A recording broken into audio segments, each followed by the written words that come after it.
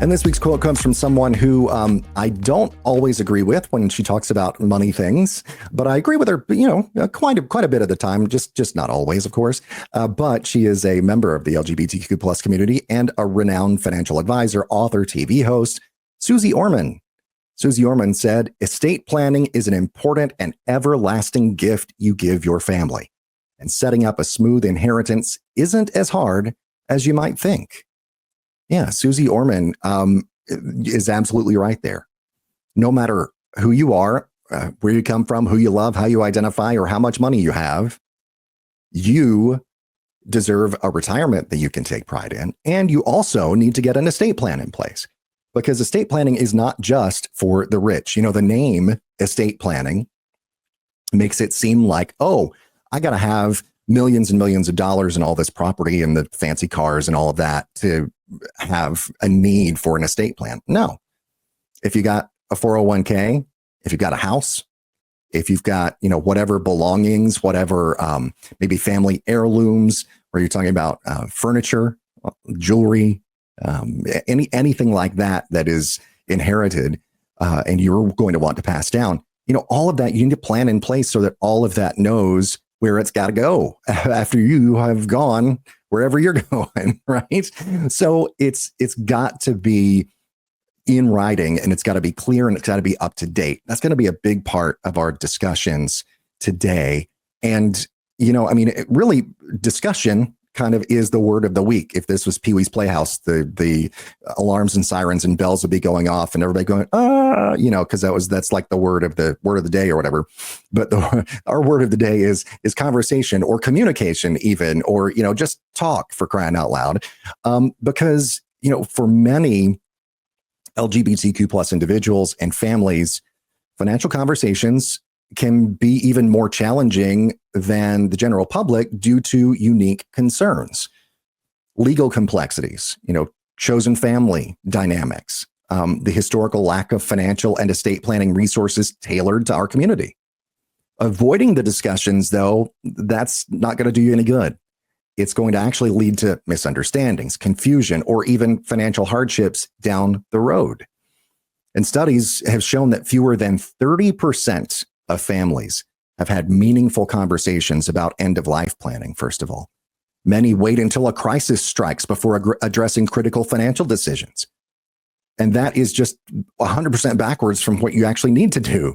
You don't plan for a disaster after the disaster has happened. You plan in advance for the disaster and hope it doesn't happen, right? You never hope for a disaster to happen, but you plan for it just in case it does. And then if it does, you are taken care of. So, for LGBTQ plus retirees, planning ahead really does make sure that your wishes are honored, whether it's, regarding healthcare, inheritance, financial security. It makes sure that is taken place, that is in effect, and make sure that your wishes are honored, and then sets up that financial security for the next generation. It sets that financial security up for your spouse or your partner, your family, whoever your family or your beneficiaries and your heirs might be. So it's so important. But then it is difficult, right? Because a lot of LGBTQ plus folks fear discrimination when discussing things like estate planning, long-term care, retirement, those kind of things in traditional settings. That is one of the reasons I started this show. It's finance can be kind of a bro culture. And I'm like, I want to shake things up. I want to change that. And I want to provide this service and this outlet for the LGBTQ plus community. And that really is what the show is all about. That's sort of the genesis of the show there, right? So some different considerations might be for privacy. Different considerations might be pride or past financial struggles. Those things can make it hard to open up about money. But I'm here to tell you, none of those things need to be a hindrance, because we all go through that kind of thing.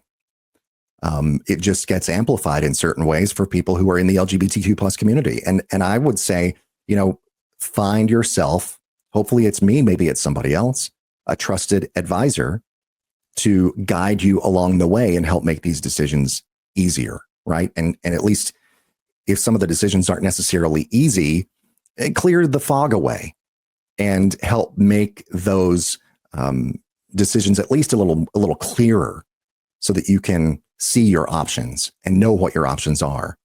You know, a lot of people in the LGBTQ plus community too have non-traditional family structures.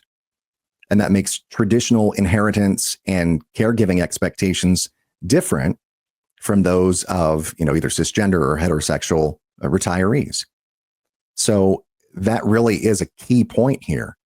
If you're in a non-traditional family structure, if you don't, you know, if you're not part of that structure, that's the, you know, the mom and the dad and the house with the white picket fence, the 2.5 kids and the cat and the dog, then you are going to need to plan even more with more urgency and get that in place, get something in writing so that you know how you're going to be taken care of in your later years. And then, you know, after you are gone, who your belongings are going to go to. You know, having those conversations early and often, that really is key to protecting your retirement and ensuring that your family and or your chosen family understands your wishes. So you can start kind of easily here with some open-ended questions. Sit down with your partner, your family, or, you know, your trusted financial advisor, like I was saying. Ask these open-ended questions. Say, what does an ideal retirement look like for us? What concerns do you have about the future? How do you want to be remembered? You know, do you want to be remembered as just, oh, well, he was a nice guy, or they were a nice person. She was really, you know, great, and you know, cooked a mean lasagna or whatever. You know, like, do you want that to be your legacy, or do you want to be remembered by your loved ones as someone who really planned and thought ahead for not only yourself, but for them, and gave them just such a great gift in, you know, passing along the things that you earned, worked so hard for your entire life, maybe make their life just a bit easier. And so that could be something that you could give them. And then, of course, the big question here, no matter what subject we're talking about in particular on the show, is what financial goals matter to us most? You can ask me those questions too. We can sit down and discuss those things and come to a consensus here and start working on putting together a financial plan for you, tailored specifically for your needs. Just give me a call, 855-246-9211. 855-246-9211. You can visit takeprideinretirement.com to schedule a complimentary consultation as well.